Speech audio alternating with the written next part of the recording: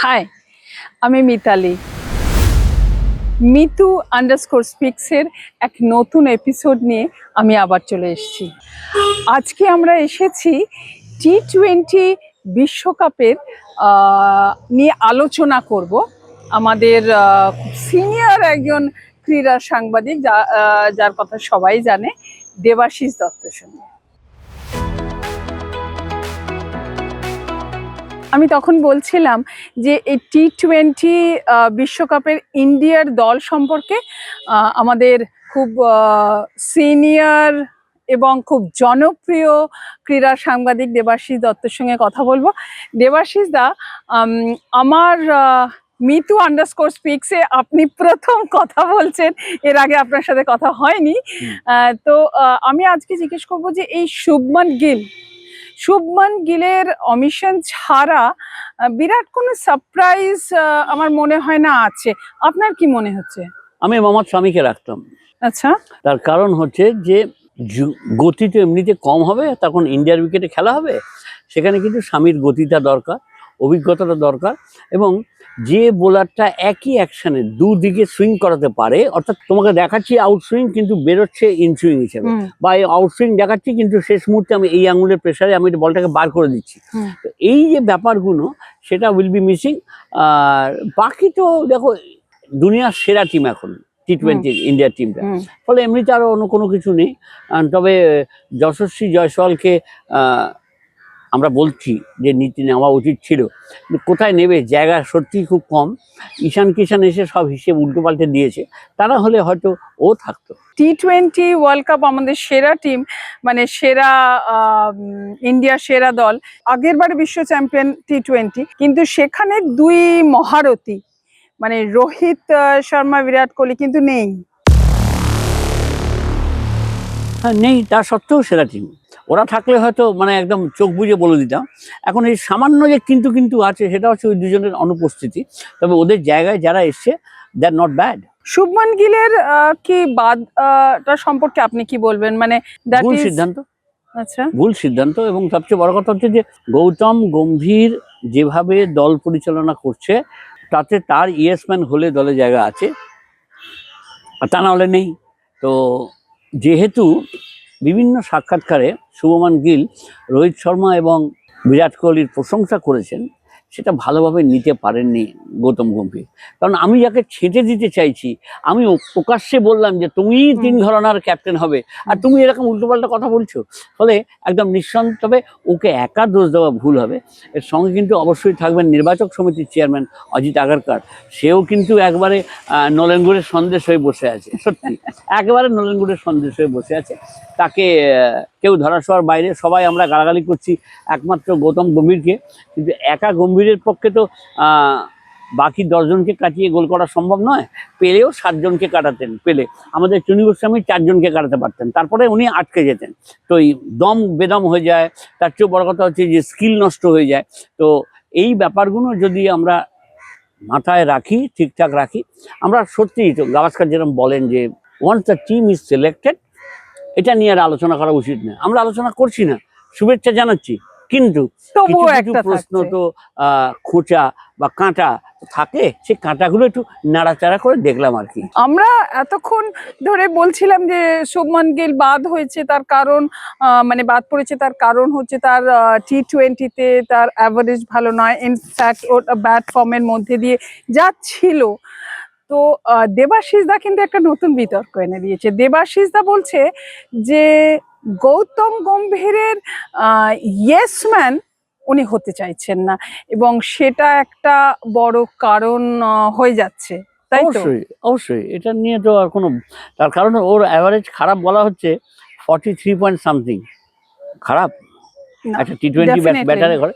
তোমায় বাদ দিতে হবে, তোমাকে একটা দরকার। আর তার চেয়ে বড় কথা হচ্ছে সূর্যকুমার যাদব একটা ভালো কথা বলেছেন। ও বলেছেন যে কেমন ধরনের সম্পর্ক জানেন আমাদের মধ্যে, আমি যদি ডান দিকে ফিরি ও জানে যে আমি ডান দিকে ফিরবো, আমি যদি বাঁ দিকে ফিরি তাহলেও ও জানে ও বাঁ দিকে ফিরবে।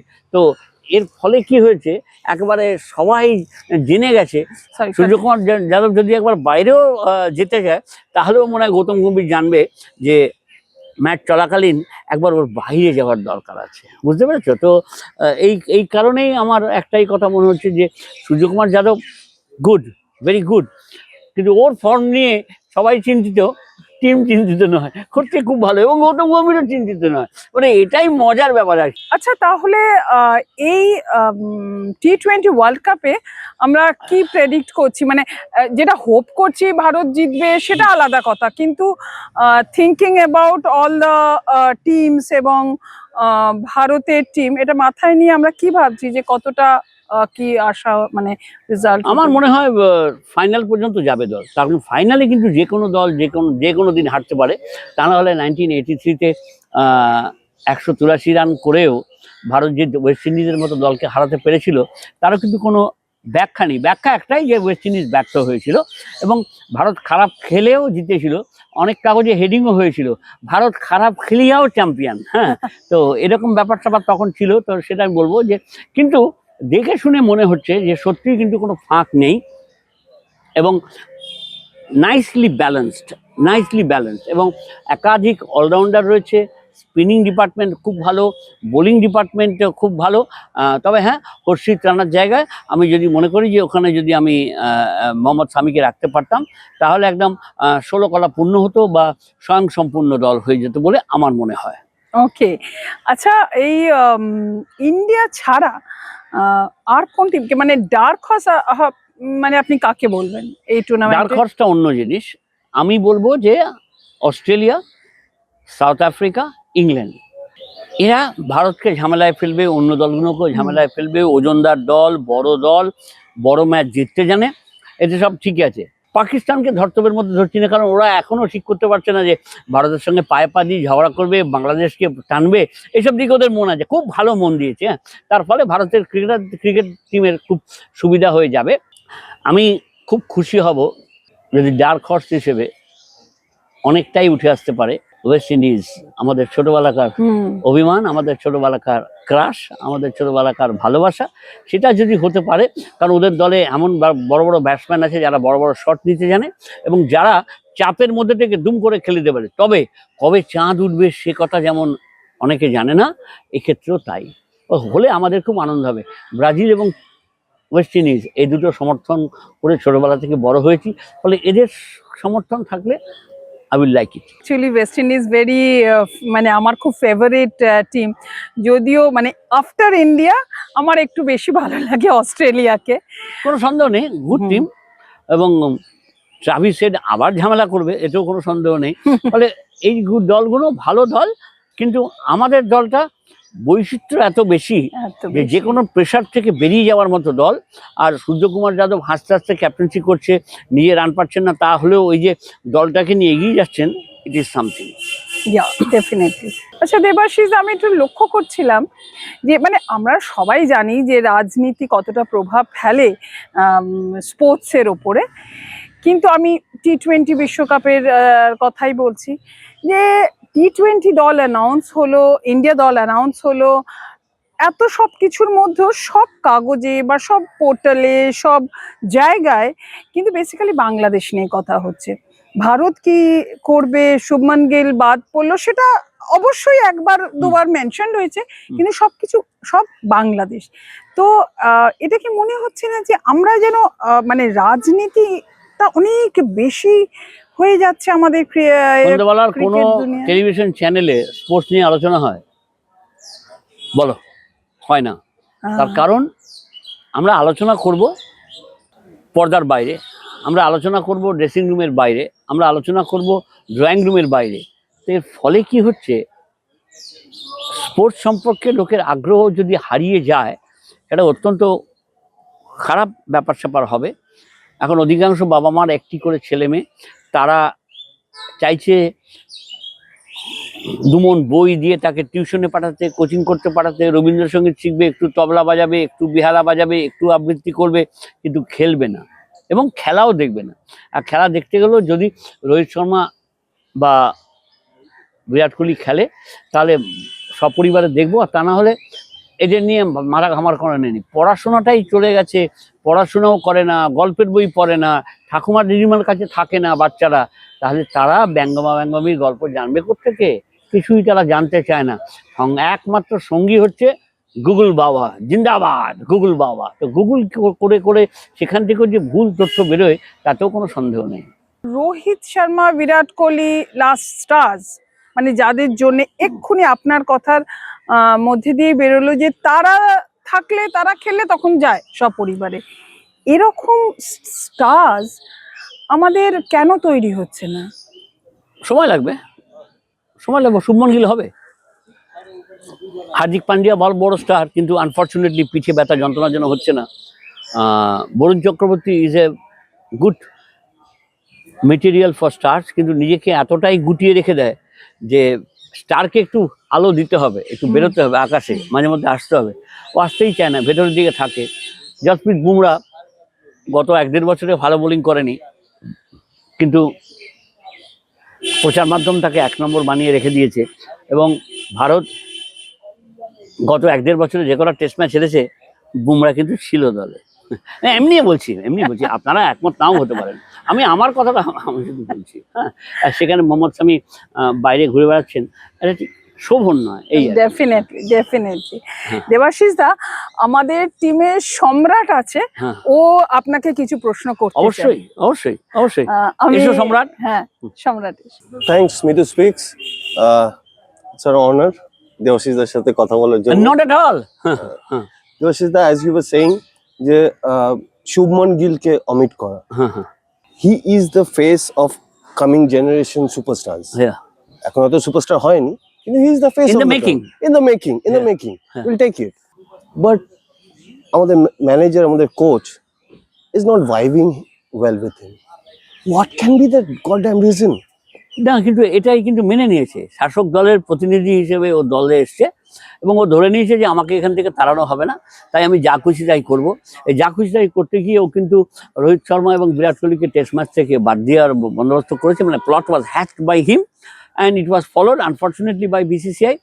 যখন সারা দেশ জুড়ে বিক্ষোভ হয়েছে তখন দে রিয়ালাইজ যে নো, ইটস জেনুইন মিস্টেক। তাই বাধ্য হয়ে T20 ওয়ার্ল্ড কাপে থেকে যেহেতু ওরা অবসর নিয়ে ফেলেছিল, তাই 50 ওভার ওয়ার্ল্ড কাপে, যেটা 2027-এ খেলা হবে, সেটার জন্য ওদেরকে সুযোগ দেওয়া হয়েছে। মানে Gautam Gambhir looks like a different entity, যে টিমকে একটা মাইক্রো ম্যানেজ করার একটা টেন্ডেন্সি আছে। তো সেইটা খুব অদ্ভুতভাবে, হ্যাঁ আমরা T20 ওয়ার্ল্ড কাপ জিতছি, আমরা ওডিআই ভালো খেলছি, কিন্তু টেস্ট ম্যাচেস এই ইন্ডিয়া কিন্তু ভালো খেলছে না বেশ কিছুদিন ধরে। এবং সবচেয়ে সারপ্রাইজিং হচ্ছে হোমে হারছে, যে সেই ব্যাপারে কিন্তু গৌতম গম্ভীর বেশ কিছুটা পিছিয়ে আছে যদি রেকর্ডস বলা হয়, এবং আদারওয়াইজ অলসো সেটাতে গোয়ার তুমি করতে করতে শেষ সীমায় পৌঁছে গেছে। ফলে আমি গৌতম গম্ভীরের ভূমিকা as far the test matches R concern, Jasprit Bumrah ভালো বোলিং না করলে ভারতকে ভুগতে হবে। Mohammad Siraj is a tired player, কত কত আমরা ওর থেকে আশা করব। আর স্পিনিং ডিপার্টমেন্টের মধ্যে আমি দেখতে পাচ্ছি যে রবীন্দ্র জাদেজা কিন্তু পাস মার্ক পাচ্ছেন। তোমাকে ভারতকে জেতাতে হলে ব্যাটে রান করতে হবে, এবং তার চেয়েও বড় কথা হচ্ছে you are there as an allrounder, তোমায় কিন্তু বোলিংটাও ভালো করতে হবে।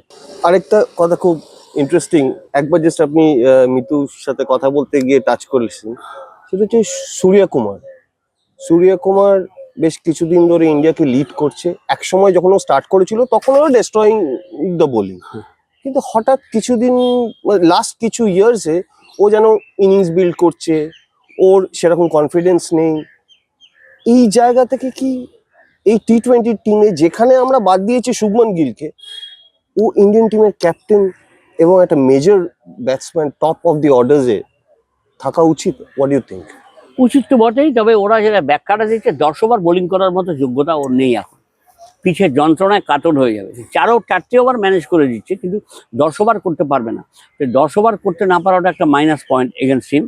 তবে দুর্ধর্ষ অলরাউন্ডার, এবং আমার মনে হয় যে ওকে ঠিক মতো নার্চার করা হচ্ছে বলে আমার তা মনে হয় না। এবং ওর পিঠে হাত রেখে কেউ যদি বলে যে you have to come back, এটা ওষুধের চেয়ে বড় কাজ করে। এবং একটা ক্যাপ্টেন্সির ম্যাটেরিয়াল যার রয়েছে তাকে এভাবে নেগলেক্ট করাটাও কিন্তু সবসময় মেনে নেওয়া যায় না।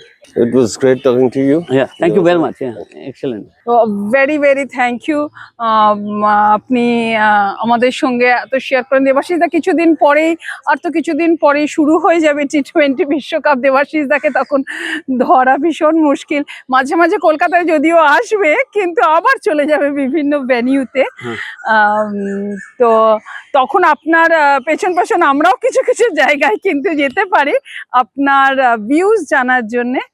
তো thank you so much. Any আপনি day, me too anytime for underscore you. স্পিক্সে বলে দিন কিছু। Any day any time. আমি শুধু একটাই কথা বলবো যে এত ভালো একটা চ্যানেল প্রতিশ্রুতি নিয়ে সবে ভূমিষ্ঠ হয়েছে, এবং ওদের যা কানেকশন রয়েছে তাতে অনেক রাঘব বোয়াল এই ক্যামেরার পেছনে বা সামনে এসে দাঁড়াবে। আপনাদের তো মানে কি বলবো, আনন্দই আনন্দ, তার কারণ মজ্জাই মজ্জা যেটা বলে, তা সেটা যদি ঠিকঠাক ওরা যদি করতে পারে তাহলে আমরা তো সঙ্গে থাকলামই। হ্যাঁ, শুধু চড়ই বেতি, এগিয়ে যাও, ভালো হবেই।